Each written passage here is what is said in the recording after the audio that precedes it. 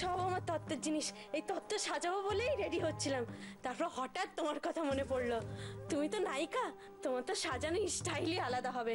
আমাকে একটু সাহায্য করবে গো তত্ত্বটা সাজাতে? একটু সাহায্য করে দাও না গো, দাও না একটু সাহায্য করে আমার। কি বললে তুমি? বনি সাজাবে তোমার বিয়ের তত্ত্ব? হ্যাঁ, কোন সাহসে তুমি এই সমস্ত আবদার করছো? এই চলো চলো, তুমি আমার সঙ্গে চলো। দাঁড়াও বড় মামি, তোমরা না সমাজ সেবা করছো, তোমরা উদ্যোগী হয়ে একটা গরিব মেয়ের বিয়ে করাতে পারো, আর আমি তার বিয়ে তত্ত্ব সাজালেই সেটা দোষ কেন বড় মামি? কেন সেটা তোমায় বলা যাবে না বনি। কোনোভাবে তুমি যদি টের পেয়ে যাও যে এর বিয়েটা তোমার ওই টাউন মার্কেট ছেলেটার সাথেই হচ্ছে, তখন তো সবটাই ভেস্তে যাবে। তুমি এসো, তুমি আমার সাথে এসো, আমি তোমার বিয়ের তত্ত্ব সাজিয়ে দেবো। আগে দেখো তো কি কি কিনেছো।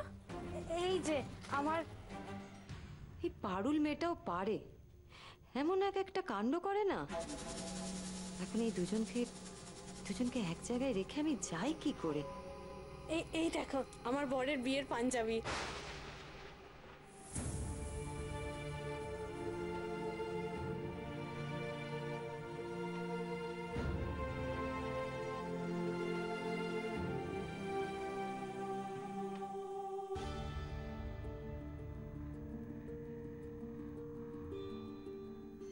উনি তো এমন একটা পাঞ্জাবি বিয়ের দিন পরেছিলেন।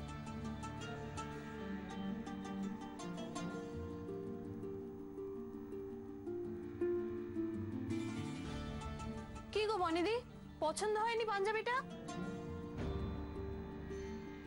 খুব পছন্দ হয়েছে।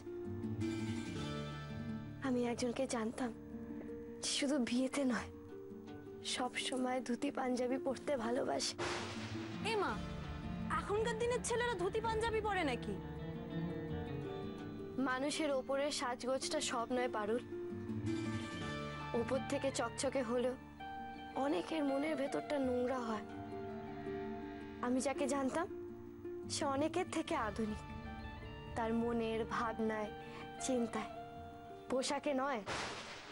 সেরেছে বনি, তো দেখছি সবেতেই ওই টাউন মার্কেট ছেলেটার রেফারেন্স টানছে। মাই গড, ওকে কিছু গেস করলো নাকি? হ্যাঁ, তা অবশ্য ঠিক। চকচক করলে কি আর শোনা হয়? এই দেখো বনিদি, আমার হবুর বরের জন্য জুতো কিনেছি।